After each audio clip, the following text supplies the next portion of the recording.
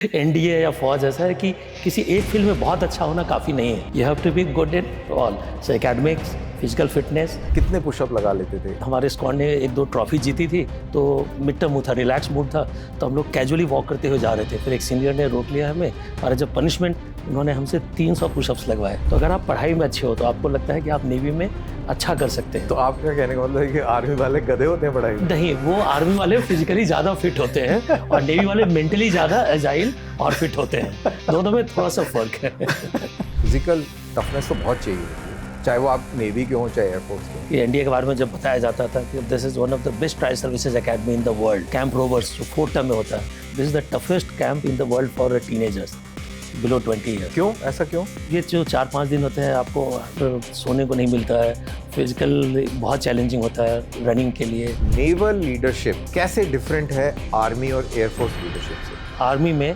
आप ट्रूप्स के साथ ज़्यादा समय बिताते हैं और वेपन्स वगैरह आपके साथ होता है। नेवी में टेक्नोलॉजी और इक्विपमेंट बहुत ज़्यादा है। शिप में आप जहाँ रहते हैं, जितनी बार आप 2-4 कदम भी चलते हैं तो आपका हाथ किसी इक्विपमेंट से टकरा रहा होता है। We have submarines as well. Yeah. अब सबमरीन्स के अंदर डीजल इलेक्ट्रिक भी है और न्यूक्लियर भी है। सबमरीन की सबसे बड़ी खासियत है साइलेंट किलर। अगर पाकिस्तान की बात करें तो वहाँ पे सी कंट्रोल हो सकता है? पाकिस्तान के लिए हमारे फोर्सेस, हमारी स्ट्रेटजी, प्रैक्टिस, कॉन्फिडेंस बहुत ज़्यादा है। ऑपरेशन सिंदूर में अभी नेवी ने एक्शन नहीं किया, अगर वो कर देते तो कयामत आ जाती। नेवी को डायरेक्ट इन्वॉल्व होने का मौका नहीं मिला। What are the basic strategy that Navy adopt to dominate the sea, defend India? Particular छोटे से एरिया को आप डिनाई कर सकते ये हैं कि यहाँ ईरान कर रहा मेरी है। मर्जी के खिलाफ कोई और नहीं आ सकता। तो ये ईरान कर रहा है। तो he is denying the use of state of hormone to rest of the world. और वो कह रहा है कि सी कंट्रोल कर रहा है। हाँ।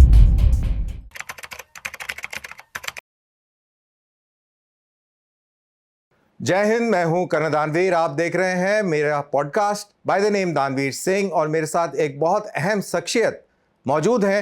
नेवी के बारे में बात करेंगे, नेवी के नुएंसेस के बारे में बात करेंगे और आपके मन के अंदर जो सवाल हैं उनका जवाब देंगे। ये वो सेना है जिसके बारे में लोग कम जानते हैं, तो आज ये मौका है आपके पास में इस सेना के बारे में पूरी तरह से जानकारी हासिल करने का। तो आइए शुरुआत करते हैं और मैं वेलकम करता हूं कॉमोडोर गोपाल शर्मा को। तो हम यहाँ पे बैठे हैं और नेवी की लाइफ के बारे में, नेवी क्या है, नेवी कैसे फंक्शन करती है, कैसे उसमें भर्ती लोग होते हैं, इस सब के बारे में जनरली वी विल टॉक।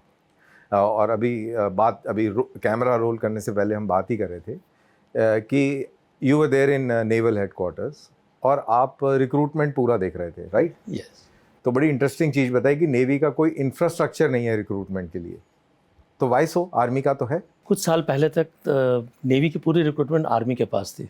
1986 में naval headquarters took upon this task themselves. उससे पहले आर्मी रिक्रूट करके सीधे मैन पावर नेवी को देती थी। तो लास्ट 25 ईयर्स में now slowly navy has started doing it. But हमें नेवल हेडक्वार्टर पर इंफ्रास्ट्रक्चर है, ट्रेनिंग इंफ्रास्ट्रक्चर है, बट पूरे कंट्री में मे बी मैन पावर और इंफ्रास्ट्रक्चर की शॉर्टेज है, तो वो इंफ्रास्ट्रक्चर नहीं है। तो फिर कैसे रिक्रूट करते हो? लाइक तो हम ARO और ZRO जो आर्मी के हैं उनसे टाइप करते हैं। कई जगह जहाँ आर्मी नहीं है वहाँ हम पुलिस से और रेलवे से उनसे हेल्प लेते हैं। पुलिस और रेलवे से भी? यस, उनके ग्राउंड में यूज़ करते हैं। मतलब मैन पावर तो आपकी होती होगी ना? मैन पावर हमारे है, बट उनका ग्राउंड, देन उसका law and order, crowd control, ये सब उसके लिए हम लोकल एडमिनिस्ट्रेशन का पूरा हेल्प लेते हैं। इनफैक्ट नेवी का तो सेलर भी काफ़ी पढ़ा लिखा होता है। हाँ, definitely, as compare to, right? Yes, and क्योंकि बहुत ज़्यादा टेक्निकल बिल्कुल आर्म है, आई मीन सर्विस है। बिल्कुल। तो आप कैसे, how did you get motivated for navy? आप, you are from North India, right? I am from Bihar. You are from Bihar. I studied at residential school near Ranchi called Netarhat School, which is Okay. famous for its academics excellence. तो बिहार से navy? मेरे school के पास हाँ. Army की RT units Ranchi से annual firing practice के लिए आते थे। ओके तो वहाँ हमें उनके ऑफिसर से मिलने का मौका मिला। ओके उनका रूटीन देखा हमने, उनकी लाइफस्टाइल देखी और उनसे जो बातें हैं उससे काफ़ी इम्प्रेस हुआ। तो आर्मी नहीं ज्वाइन करी? तो एक चीज़ तो तय हो गया कि मुझे फिर यूनिफॉर्म लाइफ चाहिए थी। Okay now once I had decided that, फिर चॉइस थी कि कौन सी सर्विस, आर्मी, नेवी या एयरफोर्स।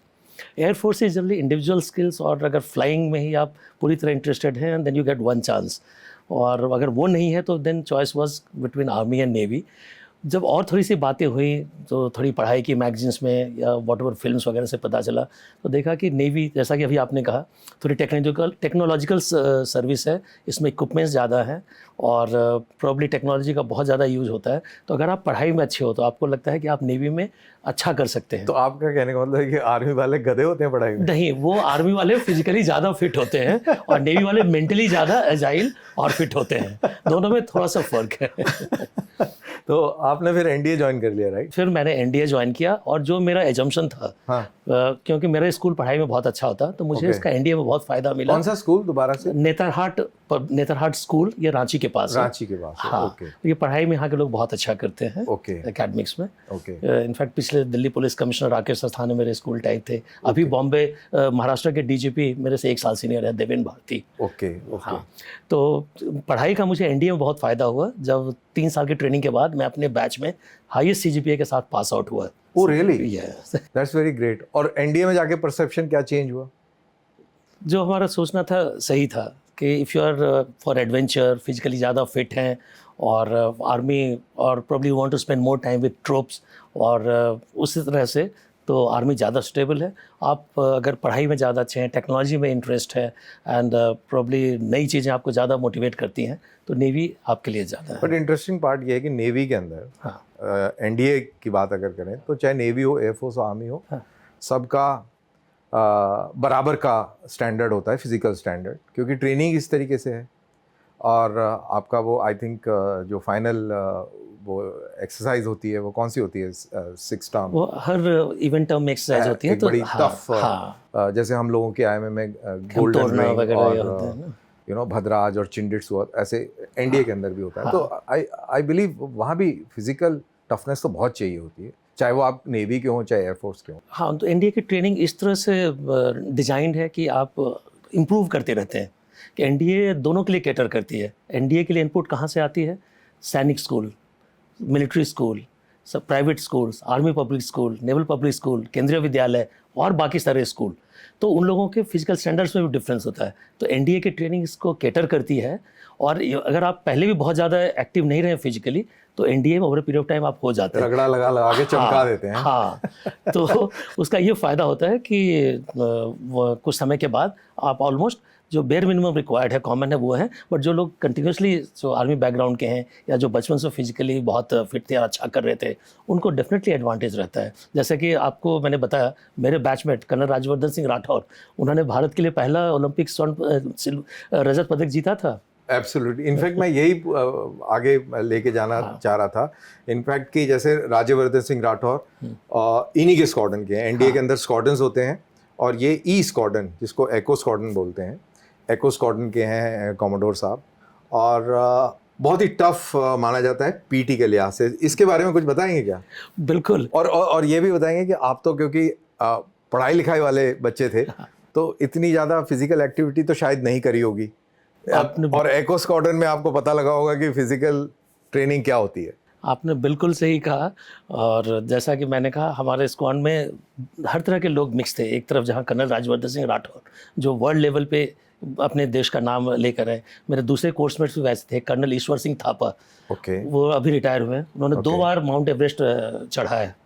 Oh really? हाँ, और वो जो माउंटेनिंग स्कूल है उसके प्रिंसिपल थे, और रिटायरमेंट के बाद भी अभी गुलमर्ग में वो हौज के भी प्रिंसिपल थे, और अभी गुलमर्ग में भी एक माउंटेनिंग स्कूल है, उसको चला रहे हैं। वेरी ग्रेट यार। तो आप समझ सकते हैं कि it was a big challenge for me. और एक तरफ मैं पढ़ाई में जैसे इतना था कि हाईएस्ट सीजीपीए के साथ मैं 5 सेमेस्टर रहा, और ये लोग आउटडोर में इतने अच्छे थे, तो I used to get motivated seeing them, and I hope they got motivated seeing me in studies. Because finally NDA या फौज ऐसा है कि किसी एक फील्ड में बहुत अच्छा होना काफ़ी नहीं है। You have to be good in all. So academics, physical fitness, mental stamina, and basically probably above every other average होना quality. चाहिए सब में। Yes, basically yes. कोई वो बहुत ज्यादा कोई बिल्कुल। तोप होने की अगर जरूरत आप नहीं वो है। है तो बोनस है, और आप अपने लिए उसमें अच्छा करें। अगर नहीं है तो थोड़ा थोड़ा आपको हर फील्ड में अच्छा होना चाहिए। बट पीटी के बारे में आपने बताया नहीं, पीटी बहुत टफ होती है Yes, आपकी। और हमारे स्क्वाड में तो हमारा मोटो ही था, एको स्क्वाड का, कह सकते हैं, आपसे शेयर कर सकता हूँ, PT before PT, PT after PT. And PT PT PT. But I can say कि जो मैं पढ़ाई के वातावरण से गया था, तो मेरे लिए ये अच्छा था कि मेरा स्टेमिना काफ़ी इम्प्रूव हुआ, और जो कि मैं पूरे टाइम मैथ्स करता था या पढ़ाई करता था। तो just to quantify, और एनडीए की ट्रेनिंग के बाद I could run a marathon. Wow. और अगर इसको क्वांटिफाई मैं करूं, हाँ, कितने पुशअप लगा लेते थे at the peak of your fitness? इसको मैं एक एनेक्डोट से शेयर करूंगा। 2-3 महीने के बाद हमारे स्क्वाड ने 1-2 ट्रॉफी जीती थी, तो मिड टर्म था, रिलैक्स मूड था, तो हम लोग कैजुअली वॉक करते हुए जा रहे थे। फिर एक सीनियर ने रोक लिया हमें और एज अ पनिशमेंट उन्होंने हमसे 300 पुशअप्स लगवाए। बट उसके बाद फिर हाथ में काफ़ी स्वेलिंग हो गई, फिर हम सैल्यूट भी नहीं कर पा रहे थे 3-4 दिन। हाँ, यहाँ पे पुशअप की बात हो रही है तो वो फिल्मी पुशअप या इंस्टाग्राम पुशअप नहीं है। हाँ। ये proper plank type military pushups हैं जिसके अंदर डायनेमिक्स बिल्कुल डिफरेंट है।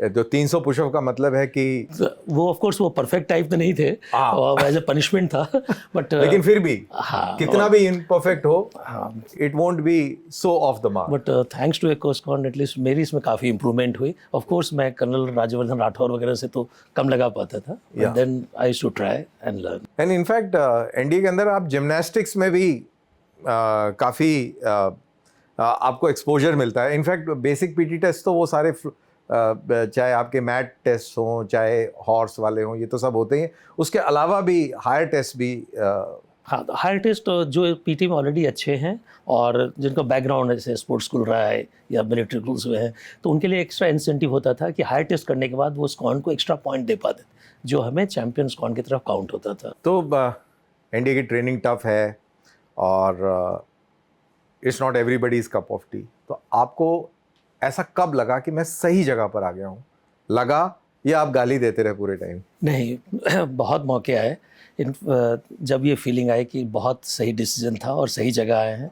जब आपस में बात होती थी या कोई डिग्निटरीज वगैरह आ जाते थे, फिर आप देखते थे कि एनडीए के बारे में जब बताया जाता था कि this is one of the best tri services academy in the world, and this is like आपने थोड़ी देर पहले बात की थी कैंप रोवर्स जो फोर्ट में होता है, this is the toughest camp in the world for teenagers below 20 years. Toughest camp for teenagers. क्यों? ऐसा क्यों? तो ये जो 4-5 दिन होते हैं, आपको सोने को नहीं मिलता है, फिजिकल बहुत चैलेंजिंग होता है रनिंग के लिए, और पूरा एफएसएमओ, आई मीन जो यस, क्या बोलते हैं उसको, पैक्स और पूरे ये वो पैक्स सब, के हाँ। साथ और वेपन्स के साथ आप दौड़ते और हैं, काफी And- वेट होता है उसको। और इट्स नॉट इंडिविजुअल रन, पूरे ग्रुप को एक साथ हर पॉइंट पे जाना होता है। In आप fact, अपने किसी साथी को पीछे नहीं छोड़ सकते हैं। व्यूअर्स को मैं बता दूं, जो स्केल ए बोलते हैं फौज में, वो बड़ा पैक, छोटा pack, water bottle, ammunition, weapon, total weight एक सोल्जर के ऊपर 32 किलो का तक हो सकता है। राशंस भी हैं, सब कुछ है। और इसमें अगर आपका कोई साथी इंजर्ड है या कुछ है, तो आपको उन्हें भी कैरी करना है। That's the toughest challenge and it is the toughest. Yes. तो एनडी के बाद आप फिर नेवल एकेडमी में गए। एनडीए के बाद नेवी वाले उस समय INS तीर कोचिंग में INS जाते हैं, तीर, वो आपका जो offload ट्रेनिंग training होती है। एस्टैब्लिशमेंट हाँ, है। तो एनडीए के नेवल कैडेट्स और नेवल एकेडमी से जो सीडीएस के through direct entry direct officers entry आते है, हैं, जो बेसिक दोनों ट्रेनिंग वहाँ करके मिलते हैं। देन दे कम हाँ, एंड वहाँ पे फिर आगे की ट्रेनिंग। हाँ। तो जब पूरी ट्रेनिंग कंप्लीट हो गई, क्योंकि आप एनडीए से हैं, आपने आर्मी कैडेट्स को भी देखा, एयर कैडेट्स को भी देखा, आपके इंस्ट्रक्टर्स फौज से भी थे, नेवी से भी थे, एयरफोर्स से भी थे, और जब आप INS तीर पर आए और उसके बाद में वहाँ से ग्रेजुएट होके आगे गए, तो नेवल लीडरशिप कैसे डिफरेंट है आर्मी और एयरफोर्स लीडरशिप से? आप उसको कैसे आइडेंटिफाई करेंगे? उस समय तो उतना अपेरेंट नहीं था, लेकिन बाद में हमें लगा जैसे आर्मी में आप ट्रूप्स के साथ ज़्यादा समय बिताते हैं और वेपन्स वगैरह आपके साथ होता है, और एक दूसरे के साथ रहना, साथ में रह एक दूसरे को समझना और फिर साथ में लड़ने की एक कला सीखते हैं। नेवी में टेक्नोलॉजी और इक्विपमेंट बहुत ज़्यादा है। शिप में आप जहाँ रहते हैं, जितनी बार आप 2-4 कदम भी चलते हैं तो आपका हाथ किसी इक्विपमेंट से टकरा रहा होता है, और हर वो नया इक्विपमेंट है और आपको हर इक्विपमेंट के बारे में जानना ज़रूरी है, तभी आप उसके स्ट्रेंथ वीकनेस से जान पाएंगे और उसको सही समय पर सही तरीके से यूज़ कर पाएंगे। तो इसके लिए थोड़ा दोनों की अंडरस्टैंडिंग और ट्रेनिंग डिफरेंट है हमारे यहाँ, इसलिए स्टडीज़ में, टेक्नोलॉजी में, इंडिविजुअल ब्रिलियंस में भी है, लेकिन एट द सेम टाइम बोलते हैं कि sea is a very tough task master. Sea में, नेचर में लोग बोलते हैं you should not fight nature, आपको नेचर के बारे में मालूम होना चाहिए, समझना चाहिए। शिप्स में कई बार वेव्स बहुत ऊंची उठती हैं, हवा काफ़ी तेज़ गति से चलती है, तो आपको पता होना चाहिए आपके शिप कितना तक टॉलरेट कर सकती है, उसको कैसे अवॉइड कर सकते हैं, कैसे बेस्ट उसको यूज़ कर सकते हैं। आपको डिसाइड करना है कि नेचर और मिशन में क्या तालमेल मचाना सही है, और उसके हिसाब से सेम नॉलेज आपको फिर टेक्नोलॉजी के बारे में भी होना चाहिए। तो आपकी अंडरस्टैंडिंग टू एंड फ्रो होती रहती है, मशीन, मैन पावर, टेक्नोलॉजी और साथ में स्ट्रेटजी और टैक्टिक्स। इनफैक्ट आपने नेचर की बात करी तो इससे मेरे को याद आया, जो सी की जो स्टेट होती है, हाँ। उसकी कैटेगरी होती है state 1, state 2, state 3, I think state 5 और आगे तक भी जाती हैं। और आगे तक भी जाती है। 5, 6, 7। तो क्या what is all this state about? तो जैसे जैसे ये नंबर बढ़ते जाते हैं वैसे सी की वेव्स की हाइट बढ़ती जाती है एंड सीवियरिटी बढ़ती जाती है, विंड स्पीड बढ़ती जाती है, और शिप्स पे इसका असर ज़्यादा होता है। शिप्स में रोलिंग हम बोलते हैं, जब शिप्स की साइडवेज मूवमेंट होती है, साइड में जब शिप ज़्यादा झुक जाता है, और पिचिंग होती है जब ऊपर नीचे होती है, उससे इक्विपमेंट की परफॉर्मेंस थोड़ी ख़राब होती है, और ह्यूमन्स पे असर होता है कि जिन लोगों को आदत नहीं है, खासकर जो लोग नॉर्थ से हैं, कई बार उनको वॉमिटिंग भी हो जाती है। बहुत ज़्यादा वॉमिटिंग होती है, बिकॉज मेरा एक्सपीरियंस रहा है जलश्वा के ऊपर। ओके। और ये बे ऑफ बंगाल के अंदर सी स्टेट आई थिंक 4 था उस समय, काकीनाडा उस साइक्लोनिक वो था, और हमारे जो ट्रूप्स होते सब पंजाब से थे, तो उल्टी कर करके वहाँ पे पूरा उनका डेक जो था अच्छी तरह से उसको बिगाड़ दिया। मतलब इट इज़ टफ। बट यही है जहाँ ट्रेनिंग और मेंटल टफनेस या ग्रुप में साथ रहने और सीखने से इम्प्रूवमेंट होता है। लोग हैं जो समय के साथ इसको ओवरकम कर जाते हैं। इनफैक्ट मेरा एक कोर्समेट कैप्टन तिलक राज ठाकुर हिमाचल से थे। उन्होंने जब एनडीए ज्वाइन किया था तो उनको बिल्कुल स्विमिंग नहीं आती थी, और बाद में वो मरीन कमांडो बने, और उनको 2 बार नौसेना मेडल मिला, वो भी जम्मू कश्मीर में डल झील में ऑपरेशन करते समय टेररिस्ट के अगेंस्ट। जस्ट इमेजिन कि डेड सिंकर से वो मरीन कमांडो, मास्टर स्विमर और मास्टर, और चाहे वो अंडर वाटर हो चाहे ऑन सरफेस हो। सो इसमें आप कह सकते हैं खुद उनकी सीखने की होगी, प्लस जो सीनियर्स ने उन्हें सिखाया होगा against his wills and against his wishes, तो दोनों मैटर करती है और आपको इम्प्रूव कर सकती है। नहीं, एब्सोल्युटली, दैट्स रियली अमेजिंग। ये जो हमने ये बात करी, तो एक क्योंकि आप बिहार से हैं, आपके रिश्तेदार और आपके दोस्त जो सिविल के होंगे, जो आपके क्लासमेट्स होंगे, उनके अंदर कुछ ऐसी धारणाएं होंगी, कुछ ऐसे मिसकंसेप्शंस होंगे नेवी और समुद्र के बारे में। तो जनरली किस तरीके के मिसकंसेप्शंस आपको नॉर्थ बेल्ट में, हिंदी स्पीकिंग बेल्ट में ज़्यादातर आपको देखने सुनने को मिला है? इनफैक्ट पहली चीज़ तो ये है कि इंडिया में नेवी के बारे में लोगों को कम पता है। जब वो फ़ौज की बात करते हैं तो उनका मतलब आर्मी से ज़्यादा होता है, और बाद में एयरफोर्स भी प्लेन्स देखने लगे हैं वो तो करते हैं, और नेवी में फिर भी वो कंफ्यूज होते हैं मर्चेंट नेवी से। फिर कई बार हमें अच्छे डिटेल में एक्सप्लेन करना पड़ता है और बताना पड़ता है कि नहीं, हमारे आर्म फोर्सेस के 3 आर्म्स हैं, आर्मी, नेवी, एयरफोर्स, और ये मिलिट्री वाली नेवी है जो वॉरशिप्स वाली है, जो वेपन से डील करती है और लड़ाई के काम आती है। तो लेकिन और हमारे स्कूल से भी एनडीए कम लोग जाते थे, और जितने भी उससे पहले सीनियर्स के वो सब के सब आर्मी में थे। तो मैं काफ़ी दिनों के बाद अपने स्कूल से नेवी में गया था, तो मेरे जो बैचमेट्स वगैरह उनको डेफिनेटली क्यूरियोसिटी ज़्यादा थी, और जब मौका मिला वो हमारे शिप्स और सबमरीन्स देखने आए बॉम्बे में। फिर उनको भी अच्छा लगा और उनके भी कॉन्सेप्ट्स क्लियर हुए। उन लोगों को लगता था कि जैसे 3-4 चीज़ें कॉमन हो जाती है ना, कि शिप्स लाइफ मतलब कि आप महीनों शिप पे ही हैं, या फिर आप वापस ही नहीं आते हैं, या इक्विपमेंट में जैसे मर्चेंट नेवी में होता है आप फैमिली भी ले जा सकते हैं, तो ऐसा नेवी में भी होता है क्या? नहीं, इंडियन नेवी में ऐसा नहीं होता है। फैमिली के लिए क्वार्टर्स दी जाती हैं और वो शोर में रहते हैं, और 1-2 महीने के बाद आप अंदर आते हैं, और या किसी दूसरे पोर्ट में भी जाते हैं तो मौका मिलता है तो अपनी फैमिली से कांटेक्ट कर सकते हैं। पर शिप में नहीं, तो वहाँ पे आज भी मोबाइल फ़ोन बैंड है, क्योंकि उससे शिप्स की लोकेशन पता चल जाती है, और हाँ, और ये सिक्योरिटी हज़ार्ड हो जाता है। इनफैक्ट एक बड़ा टर्म सुनने को मिलता है, sea sickness. What is sea sickness? ये उल्टी करने को? हाँ, उसी को सी सिकनेस। ये सी सिकनेस, बट ये क्योर हो जाती है?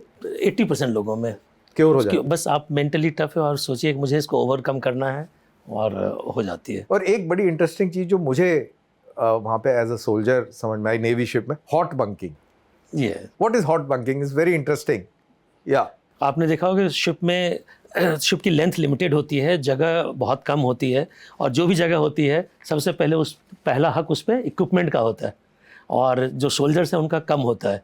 तो वहाँ पे 24/7 शिप में सारे ड्यूटीज़ करनी पड़ती है, इक्विपमेंट मैन करते हैं, हमेशा शिप रेडी रहती है। तो जो लोग ड्यूटी पे हैं उनकी बंक खाली है, वहाँ पे दूसरे लोग आकर सो जाते हैं, तो उसको हॉट बंकी कहते हैं। अगर 100 लोग हैं तो उसमें 50 बंक है, तो मतलब एक बार में 50 लोग ड्यूटी पे हैं, दूसरे 50 उस 50 बंक पे सो रहे हैं। तो फिर जब वो आएंगे फिर वो दूसरे जाएंगे। की कोई रिस्पेक्ट नहीं हुई फिर? नहीं, इस मामले में नहीं। तो आप दूसरी तरह से ये भी देख सकते हैं कि इतने क्लोज आसपास रहते हैं कि एक अलग तरह की बॉन्डिंग डेवलप होती है जो लाइफ लॉन्ग रहती है।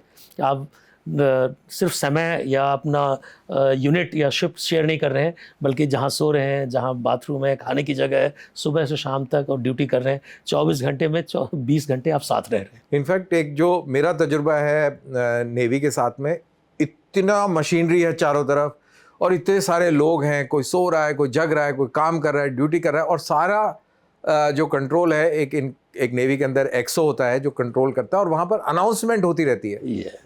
तो अनाउंसमेंट क्यों होती है, एक्सो का क्यों इतना अहमियत होती है? और मैंने देखा, और एक जो मेरा एक एक्सपीरियंस रहा है, मैंने उस कैप्टन को कैप्टन चेयर से हटते नहीं देखा। वो मतलब अपने नेचर कॉल के लिए बेशक उठा होगा, बट वो कुर्सी पे बैठा रहा 2-4 दिन लगातार, वहीं सोया वहीं बैठा। वो क्या, what is this concept like? कुछ अपॉइंटमेंट्स और कुछ ऑफिसर्स की रिक्वायरमेंट ऐसी हो जाती है, और डिपेंड्स कि शिप कहाँ जा रही है, वहाँ शिप्स का प्रोग्राम क्या है, अगर वहाँ पे कोई डेंजर से नेविगेशन के या कोई और तरह का थ्रेट है, तो CO being the last word in the ship, the most experience person, in fact he is fondly called old man also, कि एवरी ऑफिसर और seller can look up to the CEO, can turn towards him, but he cannot turn to anybody else. Old man का मतलब है कि 36 से 40 साल की उम्र वाला आदमी, उसको ओल्ड मैन बोलते हैं। ओल्ड मैन उनको नॉलेज की वजह से बोलते हैं, एक्सपीरियंस की वजह से बोलते हैं, और सारी डिसीजन मेकिंग पावर्स उनमें रहती है, तो इसलिए उनको रेस्पेक्ट की वजह से ओल्ड मैन बोलते हैं। तो उसको भी अपनी रिस्पॉन्सिबिलिटी लगती होगी कि मेरी कब ज़रूरत पड़ जाए, तो ज़्यादा से ज़्यादा वहाँ रहते हैं ताकि he is available. And specially जब कभी मशीनरी में प्रॉब्लम्स होती हैं, पुरानी हो जाती हैं शिप, रिफिट के लिए, मेंटेनेंस के लिए ड्यू होती हैं, कुछ ज़्यादा प्रॉब्लम्स आ रही होती हैं, तो वो वहाँ रहते हैं ताकि वो तुरंत एक्शन ले सकें या गाइडेंस दे सकें। एंड ये अनाउंसमेंट्स का क्या? आपने देखा होगा कि शिप में अगर कोई बुलाने के लिए जाए तो बहुत टाइम लगेगा, और इतनी इमरजेंसीज होती हैं कि जैसे गैस टरबाइंस होती हैं, वहाँ कई बार अगर 4 से 5 सेकंड में आपने एक्शन नहीं लिया तो करोड़ों की गैस टरबाइंस राइट ऑफ हो जाएंगे, उसको और मेंटेन करने में काफ़ी टाइम लगते हैं।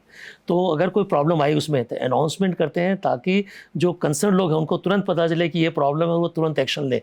5 से 6 सेकंड भी बहुत क्रिटिकल और इम्पॉर्टेंट हो जाता है, नहीं तो करोड़ों के इक्विपमेंट नॉन ऑफ्स हो जाएंगे, और पैसे की बात नहीं है, फिर शिप में एक मेजर लिमिटेशंस आ जाएगा इक्विपमेंट की, फिर वो लड़ाई उस तरीके से नहीं लड़ पाएगा, स्पीड उसकी कम हो जाएगी, जहाँ 20 नॉट करनी चाहिए वहाँ 10 नॉट कर पाएगा, और वो उस तरीके से लड़ाई नहीं लड़ पाएगा जैसे उसको। तो अपने जो इंपॉर्टेंट इंस्ट्रक्शंस हैं वो जल्दी से जल्दी पूरे शिप को एक बार में पास करने के लिए ये अनाउंसमेंट यूज किया जाता है। इनफैक्ट ये बात करिए, अभी जो ईरान और अमेरिका की वॉर हो रही थी, यूएसएस गेराल्ड फोर्ड, हाँ, उसके अंदर लॉन्ड्री के अंदर आग लग गई, और उसकी वजह से एयरक्राफ्ट कैरियर को अरेबियन सी से मेडिटेरेनियन में जाके, सी में जाकर, और शायद किसी कंट्री में, ग्रीस में गए, वहाँ पे ग्रीस में लिए, हाँ, करके वहाँ रिपेयर होके फिर ऑप्स होना पड़ा। तो इतना टाइम जो है एक क्रिटिकल आपका एसेट लड़ाई के मैदान से बाहर होता है, that makes a big difference, huge difference. Yes. So that is a point that you have made.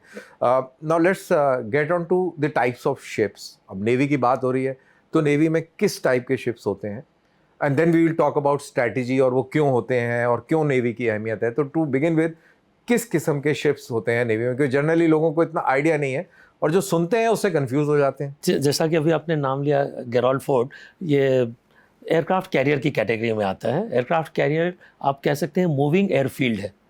अभी तक हम लोगों को आदत है कि हम इंडिया में किसी भी शहर में जाते हैं तो फ्लाइट से जाते हैं, तो हमें फिक्स्ड एयरफील्ड दिखाई देता है, और पायलट के लिए भी ईजी है लैंड करना। इमेजिन कीजिए एट सी वो एयरफील्ड खुद ही 40 से 50 किलोमीटर प्रति घंटे की स्पीड से चल रहा है, और वहाँ पर फाइटर पायलट को आकर लैंड करना है, और नाइट में भी लैंड करना है, मून में लैंड करना है, कंप्लीट पिच डार्क में भी लैंड करना है।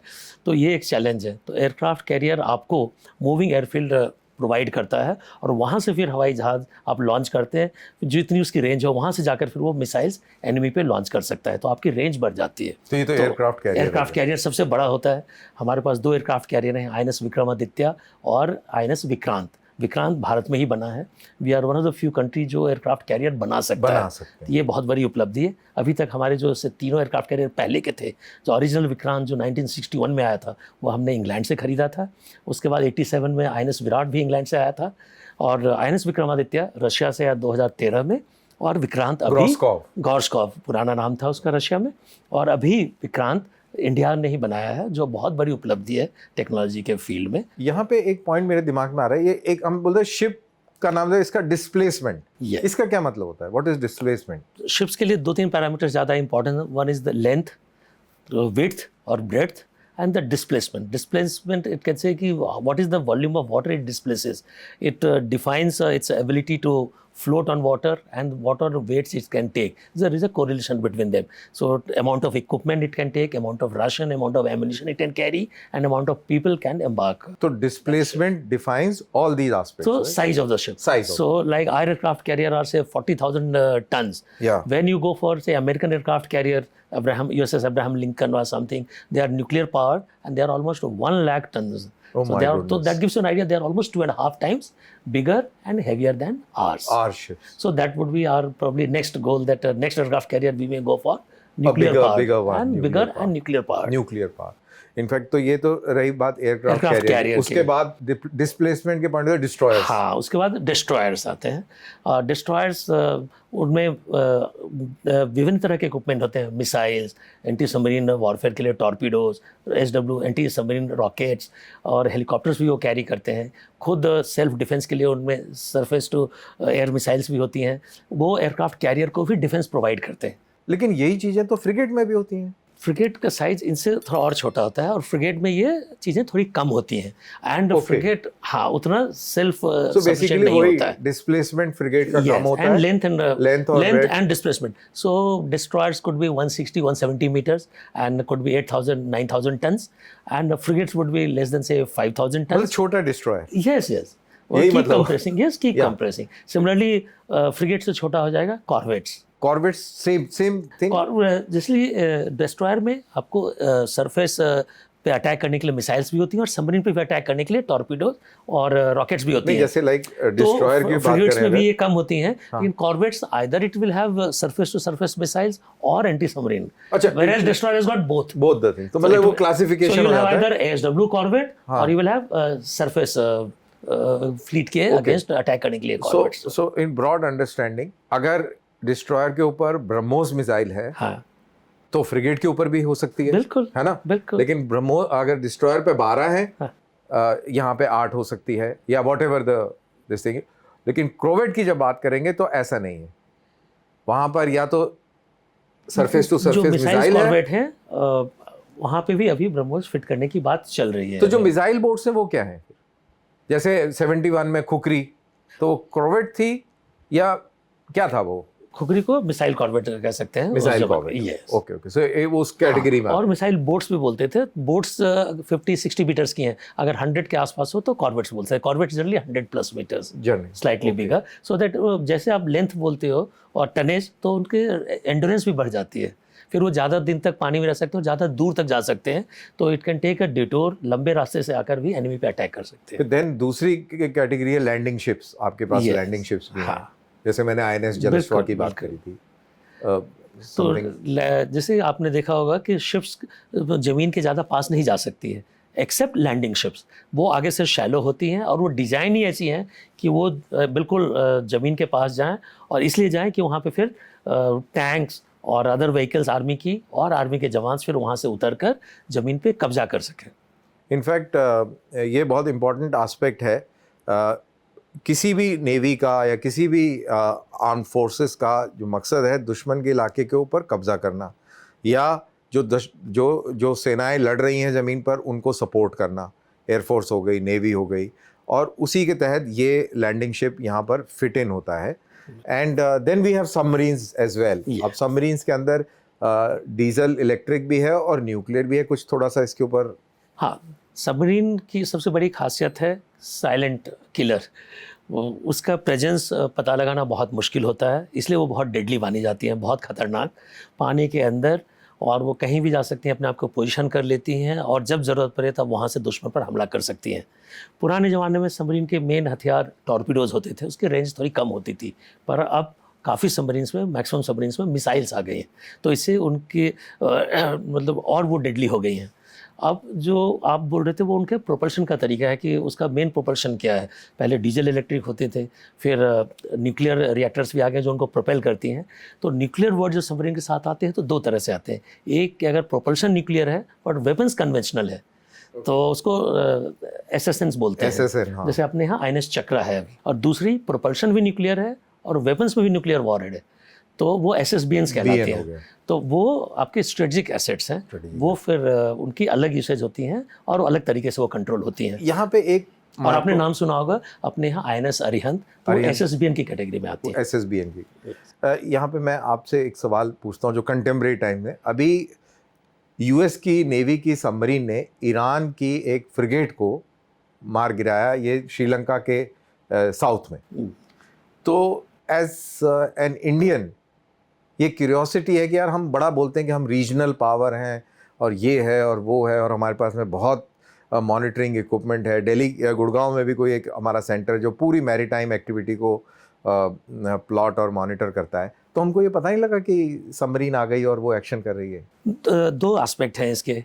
जहाँ तक पता लगने की बात है कि आप लोगों को बाद में न्यूज़ से पता चला होगा कि इस ईरानियन शिप को पर जब अटैक हुआ तो उन्होंने डिस्ट्रेस सिग्नल भेजा और उसको इंडिया ने रिसीव किया और कोचीन से हेल्प दिया गया था। वो समझ गया, लेकिन तो हमें सेकंड अटैक का पार्ट नहीं है। पता चला। फर्स्ट अटैक का पहले से नहीं पता चल सकता क्योंकि सबमरीन तो वैसे भी डिटेक्टेड very नहीं थी। difficult. एंड अगर वो जा रही हैं तो अभी तक जो यूएस ने किया वो सेकेंड वर्ल्ड वॉर के बाद पहली बार हुआ ऐसा जो ओपन सी में इंटरनेशनल वाटर्स में किसी दूसरे देश के नेवल शिप्स पे अटैक किया गया हो। 1945 के बाद ऐसा नहीं हुआ था, तो it was not expected. You can say it was just my way और highway, US just trying to show his might. यहाँ पे एक फिर जो एक सवाल जो खड़ा होता है वो ये है कि फिर तो चाइनीज सबमरीन और पाकिस्तानी सबमरीन हमारे किसी भी शिप को टारगेट कर सकती है। That means that easy. If you are not prepared or if the proper war has not been declared, then you can be surprised like this. But then it's the government decision. If we have the permission, we can retaliate in a big way, or we are authorized to take action in anticipation. Then this situation will not come. Then this situation will not come. Yes. अगर strategy के point of view से बात करें तो what are the basic strategy that Navy adopts to dominate the sea and defend India? We are talking from Indian Navy. सब कुछ आपके budget, navy की साइज और टाइप ऑफ शिप्स अवेलेबल उस पर डिपेंड करता है। जो 3-4 कॉमन टर्म्स यूज़ होते हैं उसमें एक आता है सी कंट्रोल। सी कंट्रोल के लिए आपकी नेवी बहुत स्ट्रांग होनी चाहिए, आपके पास बड़े बड़े शिप्स होने चाहिए, एयरक्राफ्ट कैरियर या डिस्ट्रॉयर्स बहुत ज़्यादा होना चाहिए, और आप जा कर के फिर बोल सकते हैं कि यहाँ पे मेरी मर्जी के बिना कोई काम नहीं होगा। तो अभी जो स्ट्रेट ऑफ हॉर्मुज में हो रहा है ये US is trying to do this sea control. Sea control कहते हैं अभी इसका चौधरी मैं हूँ, यस, यहाँ पे कोई नहीं हिलेगा। Yes. Next is sea denial. आपकी फोर्सेस थोड़ी कम है, आप दूसरी जगह जा करके नहीं कर सकते हैं, बट आप किसी पर्टिकुलर आदमी को, पर्टिकुलर छोटे से एरिया को आप डिनाई कर सकते हैं। यहाँ मेरी मर्जी के खिलाफ कोई और नहीं आ सकता। तो ये ईरान कर रहा है। तो he is denying the use of state of hormone to rest of the world, और वो कह रहा है कि सी कंट्रोल कर रहा है। हाँ, तो अमेरिका के एक्शन जो है वो एग्जाम्पल है सी कंट्रोल का, और ईरान का एग्जाम्पल है सी डिनाइल का। और हमारी क्या कॉन्सेप्ट और स्ट्रेटजी है? हमारा दोनों है। एम है हमारा कि इंडिया की जो पोजीशन है इंडियन ओशन में, हम सेंटर में है almost. We have got Arabian Sea और बे ऑफ बंगाल, ऑलमोस्ट बीच में हम, अफ्रीका की तरफ से लेके इंडिया तक भी है। और इधर 3 जो चोक पॉइंट्स हैं हमारे पास, स्ट्रेट ऑफ बाब अल मानदेव, हाँ, और स्वेज कनाल के पास, then Strait of Hormuz and Malacca strait. तो हम चाहते हैं कि जब ज़रूरत पड़े तो हमारी नेवी ऐसी हो कि हम सी कंट्रोल अपने ज़रूरत के इलाके में तो कर सकें। जैसे ईरान ने करा है, हम मलक्का पे सी कंट्रोल कर सकते हैं? हमारी है ऐसी काबिलियत? सी कंट्रोल छोटे इलाके में कर सकते हैं, अपने आसपास, लक्षद्वीप, अंडमान के आसपास। तो वो दूर कोशिश करेंगे। अभी चाइना के साथ करेंगे कि नहीं वो नहीं, उस समय वो डिपेंड करता है। That's a separate issue. Sea denial technically हम कर सकते हैं। हमारे लिए और एसेट्स होने चाहिए, अभी उतने एसेट्स, और अगर नहीं भी है तो इसको हम अगर जैसे निकोबार के अंदर we are talking of a air base, strategic air base आ रहा है, तो वो एयर बेस या हम So अपने 9 strategic- degree 12 degree channel sea control में navy will try to plan and do using its own assets. अच्छा, it is not, air base मिला करके फिर नहीं हो पाएगा। फिर नहीं हो पाएगा। तो अभी we must be thinking and I am sure our assets must be being built in those directions, But it is not Yeah. as yet in that because position. you remember you're talking of China and which has got the highest number of ships, more than the United Nations, United States also. तो अगर पाकिस्तान की बात करें तो वहां पे C control हो सकता है। आपको पता है कि 1971 वॉर में हमने प्रॉपर ब्लॉकेड किया था चिटगांव का। तो proper that is sea Pakistan control. के लिए हमारे फोर्सेस, हमारी स्ट्रेटजी, प्रैक्टिस, कॉन्फिडेंस बहुत ज्यादा है। और नेवी के लिए अभी टाइम है, और चाइना के लिए और चाइना के लिए अभी टाइम बिल्डिंग है। Our capability. We are building our capabilities. और ये अंडमान में भी बात करते हैं ना, कुछ 9 डिग्री 2 डिग्री क्या, आई मीन ये अगर आप मैप देखेंगे तो ये लैटिट्यूड डिक्लेयर करता है। इक्वेटर से ऊपर 1 डिग्री 2 डिग्री जैसे नॉर्थ में जाएंगे लैटिट्यूड है, तो 9 डिग्री मतलब वहाँ पे चैनल है, वो 9 डिग्री नॉर्थ लैटिट्यूड के पास है। Okay, that's why it's 9 degree channel का। Okay okay. और लक्षद्वीप के पास जाएंगे तो 6 डिग्री चैनल है। 6 डिग्री, ओके ओके। ये भी चोक पॉइंट्स है एक किस्म के, नॉट रियली। यहाँ पे अभी इंटरनेशनल वाटर्स हैं, लोग यूज़ कर रहे हैं, पर अगर हम चाहें तो थोड़ा अपना कंट्रोल ज़्यादा दिखा सकते हैं क्योंकि हमारे एरिया में ज़्यादा है वो हमारे पास। ओके, तो वो हम उस पर डोमिनेट तो एटलीस्ट अभी हम पीस टाइम में वहाँ सर्वेलेंस अच्छा करते हैं और डेटा इकट्ठा करके रख रहे हैं। एक चीज बार बार ये चीज इसका जिक्र होता है कि ऑपरेशन सिंदूर में अभी नेवी ने एक्शन नहीं किया, अगर वो कर देते तो कयामत आ जाती, इस तरीके की something like that. Even naval chief had recently said that we were cocked and loaded and cocked, something like that, and we were there, we were prepared. What does it mean? Like कहाँ से कैसे आती क़यामत कि आप वो ship से क़यामत ले आते और एयरफोर्स और आर्मी ना लेके आ पाती वो क़यामत? नहीं, अगर एक्शन सी में है या कोस्ट लाइन पे नहीं, पास हम है, ऑपरेशन अगर कराची सिंदूर की में, बात हाँ, कर अगर रहे हैं। कराची की तरफ होता तो नेवी का रोल ज़्यादा था। यहाँ पर आपने देखा कि ज़्यादा एक्शंस लैंडवर्ड ज़्यादा था, तो इसलिए अपने एयरक्राफ्ट और मिसाइल्स ज़्यादा यूज हुए, तो नेवी को डायरेक्ट इन्वॉल्व होने का मौका नहीं मिला। तो अपने एरिया में आप तैयार होकर के पेट्रोल कर सकते हैं, बट फॉर वेरियस रीजंस। नहीं, मैं वही जानना चाहता हूँ कि नेवी क्या ऐसा कर देती जो कि एयरफोर्स और आर्मी ना कर पाती? 71 में जैसे कि आपने देखो, अभी तक पाकिस्तान और इंडिया के वॉर की जब बात होती है और पाकिस्तानियों को अभी भी एक ह्यूमिलेशन सी फीलिंग आ रही है कि 1 से 2 कंट्री में करने में, लास्ट में आर्मी ने जाकर ढाका पे कब्जा किया, बट पूरा चिटगांव में बम्बार्डमेंट सी से ज़्यादा था। Aircraft carrier Vikrant was involve and missile boats जो जिनकी एंडोरेंस कम थी, जो किसी ने एक्सपेक्ट नहीं किया था उस समय तक, बॉम्बे से कराची वो जा नहीं सकते थे, उनको नए तरीके से यूज़ किया, वहाँ गए और उन्होंने मिसाइल्स फायर किए। In fact, पूरे that is oil very dump पे आग interesting, लगी, जो एंकरेज पे मर्चेंट शिप्स थे वो डूब गए और उनका कराची पोर्ट अनयूजेबल हो गया। In fact that is very interesting. तो आप ये बताएंगे ये खुकरी वाला ये कैसे ऑपरेशन प्लान हुआ, कैसे हुआ? ये बहुत ही इंटरेस्टिंग और मोटिवेटिंग है एक्चुअल में। हाँ, खुकरी तो हमारी INS खुकरी थी, जो पाकिस्तान की एक सबमरीन। बट उसके कैप्टन का रोल बड़ा, हाँ, वो एक बहुत मोटिवेशनल स्टोरी है। अगर आप NDA जाते हैं तो वहाँ का जो ऑडिटोरियम है उनके नाम पे रखा गया, मुल्ला ऑडिटोरियम। INS खुकरी के वो कमांडिंग ऑफिसर थे। जब पाकिस्तान की सबमरीन ने टॉर्पीडो यूज़ किया, खुकरी को लगा और इन्होंने पहले फायर फाइटिंग करने की कोशिश की, पानी आ रहा था, शिप्स को बचाने की कोशिश की। जब कंफर्म हो गया कि नहीं शिप डूबने वाली है, तो उन्होंने ऑर्डर पास किया सारे ऑफिसर्स और जवान को कि शिप से कूद जाएं और अपनी लाइफ बचाएं और लाइफ बोट में चले जाएं। लेकिन ये कहानी मैंने अपने सीनियर से सुनी जो उस शिप में प्रेजेंट थे। He was a midshipman. NDA के बाद और बिफोर सब लेफ्टिनेंट ये पोस्ट होती है, you are neither officer nor training cadet.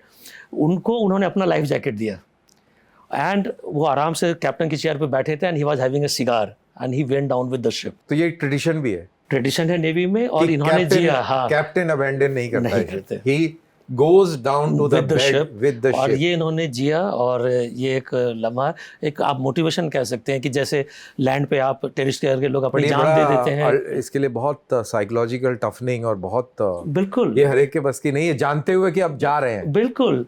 And उनके और हम चेहरे बच सकते हैं। बिल्कुल, अगर वही लाइफ जैकेट लेकर बाहर जाते, कोर्ट ऑफ इंक्वायरी होती है, कुछ नहीं होता, punishment मैनेज उनको, होता, बच जाते। लेकिन अभी तक पूरी नेवी उनके नाम को याद रखती है।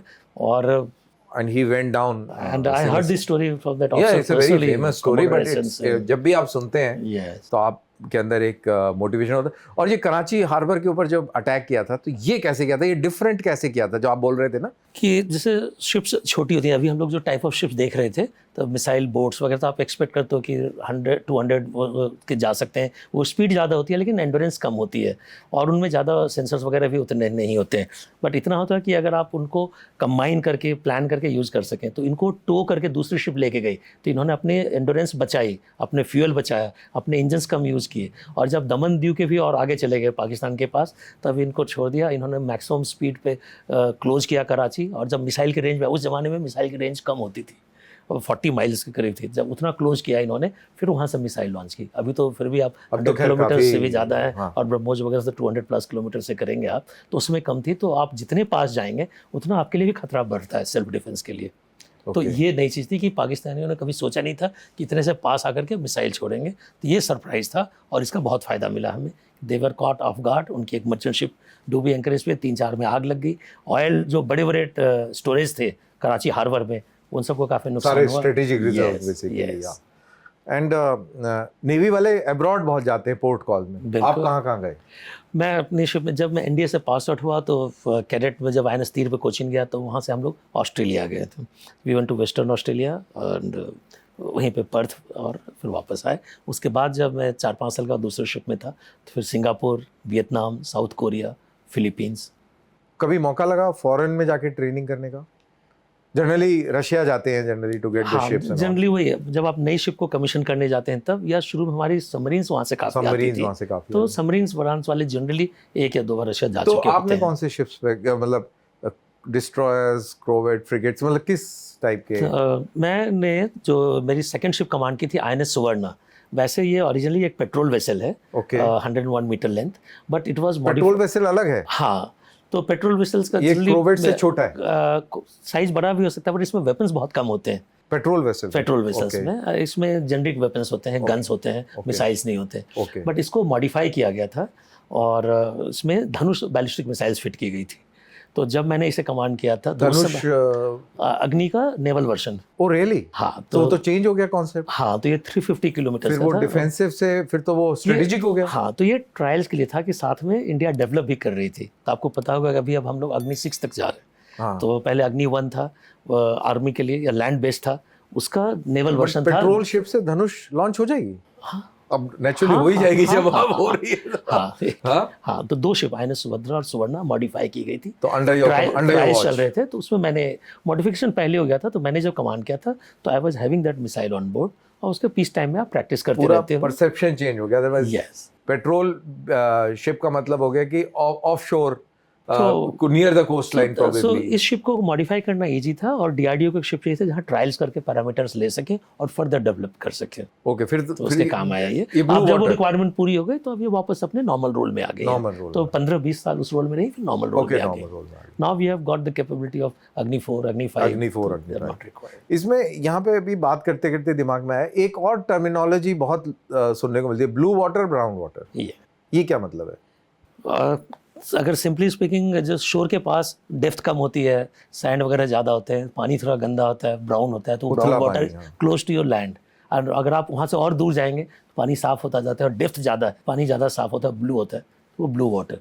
तो शिप्स के केस में हुआ कि जो शिप्स शोर के आसपास कम रेंज में, कम डेप्थ में ऑपरेट करती हैं, उनको ब्राउन वाटर नेवी या ब्राउन वाटर शिप्स कहते हैं, और जो बहुत दूर तक जा सकती हैं, और वो ब्लू वाटर नेवी कहलाती है। तो एयरक्राफ्ट कैरियर, डिस्ट्रॉयर जो 2000-3000 मील दूर जाकर भी ऑपरेट कर सकते हैं। तो अभी इंडियन नेवी को हम कहते हैं हमारे पास ब्लू वाटर नेवी कैपेसिटी है, क्योंकि हमारे शिप्स हर कॉन्टिनेंट में जाकर ऑपरेट करते हैं। तो कोई ऐसा कोई इंसिडेंट जो आपको ऐसा लगे कि जो आपको अभी भी बहुत याद आता हो, चैलेंजिंग हो, या कुछ ऐसी सिचुएशन में आप रहे हो जो आप बताना चाहें? हाँ, 1 या 2 शेयर कर सकता हूँ। 26 नवंबर 2008 जब बॉम्बे अटैक हुआ था, तो उसमें मैं INS सुवर्णा की कमांड में था, मैं कारवार में था, और 25 को वहाँ से सेल किया था शिप में। रास्ते में एक्सरसाइज करते हुए हमें बॉम्बे एंटर करना था। तो जब बॉम्बे एंटर करने वाले थे, तो सुबह उस समय तक मोबाइल आ गया था, तो वाइफ ने मुझे फ़ोन किया कि आपको पता है बॉम्बे में क्या हुआ है। तब तक मुझे पता नहीं था कि बॉम्बे में बॉम्ब ब्लास्ट हुए हैं या अटैक हुआ है, ताज पे 26 attack हो गया, है। yeah. और मेरी शिप को ऑर्डर था कि जाकर ताज के आगे एंकर डालना था, लंगर डालना था। ओके, और फिर वहाँ से कुछ डॉकयार्ड वर्कर्स को लेकर सी ट्रायल्स के लिए वापस सेल करना था। Normal routine. हाँ, तो फिर जब मैं जैसे जैसे पास आया तो देखा, नॉर्मली बॉम्बे हार्बर में मैं पहले भी काफ़ी सर्विस कर चुका हूँ, काफ़ी एक्टिविटी होती थी, मर्चेंट शिप्स आते जाते रहते। उस दिन काफ़ी शांति थी। फिर मेरे लिए एज कमांडिंग ऑफिसर डिलेमा था कि जो पहले का ऑर्डर है वो करें या ना करें, कि ताज के पास जाकर एंकर डालें। वो मेरा शिप वहाँ से 9 केबल्स मतलब 1.8 किलोमीटर ताज से दूर था, and then I could see कि बीच में फायरिंग हो रही है। ओके, हाँ, फिर कोई ऑर्डर डिफरेंट नहीं आया, तो हमने सोचा कि फिर नेवी में है तो हम अपने मन से दिए हुए टास्क से आप डेविएट नहीं कर सकते।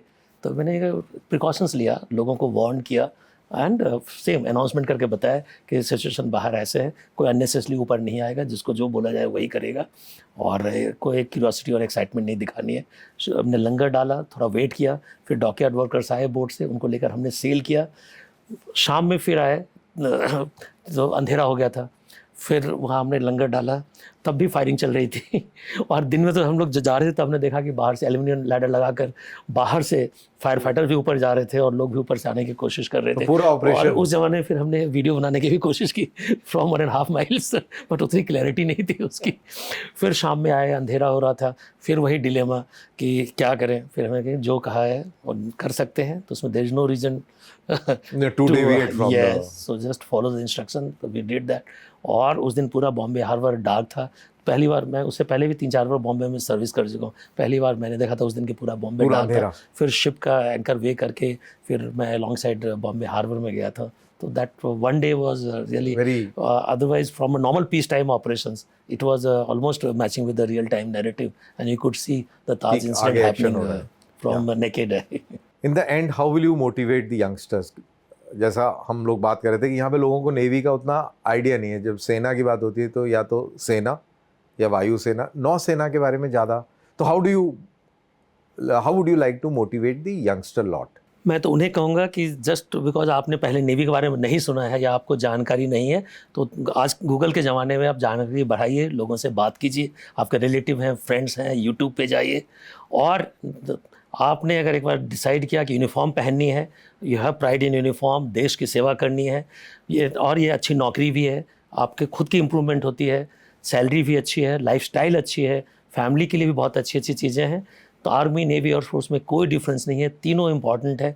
आपके लिए यूनिफॉर्म पहनना ज़्यादा ज़रूरी है। बाकी अगर आपका एप्टीट्यूड और माइनर डिफरेंसेस जहाँ है, कोई बाएं हाथ का फास्ट बॉलर हो सकता है, कोई दाएं हाथ का फास्ट बॉलर हो सकता है, कोई लेफ्ट हैंडेड है, कोई राइट हैंडेड है, जब तक आप अपने कंट्री के लिए रन स्कोर कर रहे हैं, जब तक आप यूनिफॉर्म पहनकर अपना बेस्ट कंट्री के लिए दे रहे हैं, तीनों सर्विसेज बराबर हैं। आप आइए, मैं नेवी से हूँ, मुझे नेवी से काफ़ी अच्छे एक्सपीरियंसेस मिले हैं, तो मे बी मैं आपको ज़्यादा लोगों को बोलूँगा कि आप नेवी के लिए ऑप्ट कीजिए। ये टेक्निकल सर्विस है, अच्छी सर्विस है, और इसमें आप सर तीनों सर्विस की कुछ खासियत है। सर आर्मी बहुत बड़ी है वर्ल्ड लेवल पे, नेवी सिटीज़ में ज़्यादा है और टेक्नोलॉजी से ज़्यादा ताल्लुकात रखते हैं। तो अगर आपका उस तरफ झुकाव है तो नेवी आपके लिए है। अगर आपके एडवेंचर, आपको फिजिकल फिटनेस में या ट्रूप्स के साथ ज़्यादा रहने में, वेपन से खुद उसमें ज़्यादा इंटरेस्ट है, तो उसमें रहिए। नेवी में है, आप जनरली जब फायर करेंगे तो अपने दुश्मन को देख नहीं पाएंगे कि दुश्मन की रेंजेस बहुत ज़्यादा होती हैं, आप मिसाइल्स यूज़ करते हैं। अगर आपको क्लोज कॉम्बैट चाहिए, आप हाथ से भी कुछ टेररिस्ट से 2-2 हाथ करना चाहते हैं, और फिर तो आर्मी है। तीनों सर्विसेज बराबर हैं, कभी इस डिबेट में मत पड़िए कि army versus navy versus air force, नहीं, तीनों बराबर है। आपके लिए चॉइस, आपका लास्ट मिनट दैट 0.1% इंटरेस्ट किस में है, किस में वैकेंसी है, किस में आपका सिलेक्शन हो जाता है, किस में आप मेरिट लिस्ट में आते हैं, सारे ही बराबर हैं। आज की डेट में आप आर्मी में भी फ्लाई कर सकते हैं, एयरफोर्स में भी फ्लाई कर सकते हैं, नेवी में फ्लाई कर सकते हैं, आर्मी में कमांडो बन सकते हैं, नेवी में भी कमांडो बन सकते हैं, एयरफोर्स में भी कमांडो बन सकते हैं। कहीं नेवी में प्रहार बोलते हैं या मार्कोस, आर्मी में गरुड़, और नेवी में, एयरफोर्स में गरुड़, और आर्मी में तो पैरा एसएफ्स हैं। तो ऑप्शन सब में बराबर हैं, सारी सर्विसेज सेम है। बस वो आपको बुला रही है कि मातृभूमि के लिए आपको कुछ करना है, यूनिफॉर्म पहनना है, बस आप तैयार होइए, आ जाइए और तैयारी कीजिए। तीनों चीज़ें चाहिए, फिजिकल फिटनेस, एकेडमिक्स थोड़ी से नॉलेज चाहिए, कॉन्फिडेंस, एंड बस ऑल द बेस्ट हमारी तरफ से। आपका स्वागत। बट इसमें एक पॉइंट है व्यूअर्स, वैसे कभी मेरे को ऐसा नहीं हुआ लेकिन मेरे को नेवी वालों से एक टाइम में बहुत जेलसी हुई। और वो जेलसी हुई सर्दियों में, दिल्ली के अंदर, जब मैंने नेवी वालों को ब्लैक ड्रेस में देखा। दे लुक ब्लडी ऑसम, है ना? तो एक आपको कॉम्प्लेक्स हो जाता है, यार ये इतने हैंडसम क्यों लग रहे हैं। चलिए, so nice of you to have taken out your valuable time and thank you so much. Thank you. Pleasure is mine. We'll catch up again Definitely. as things develop. Thank you very much. My pleasure. Thank you so much. तो ये थे commodore Gopal Sharma. इन्होंने बहुत अहम जानकारियां navy के बारे में साझा करी। आपके क्या कमेंट्स हैं? आपके मन में और ऐसे कौन से सवाल हैं जो आप पूछना चाहते हैं? कमेंट बॉक्स में आप लिखिए। हम अगली बार इनको बुलाएंगे तो उनके ऊपर भी जानकारी हासिल करेंगे। आप इस चैनल को सब्सक्राइब कीजिए, लाइक कीजिए और अगले पॉडकास्ट का इंतजार कीजिए। जय हिंद।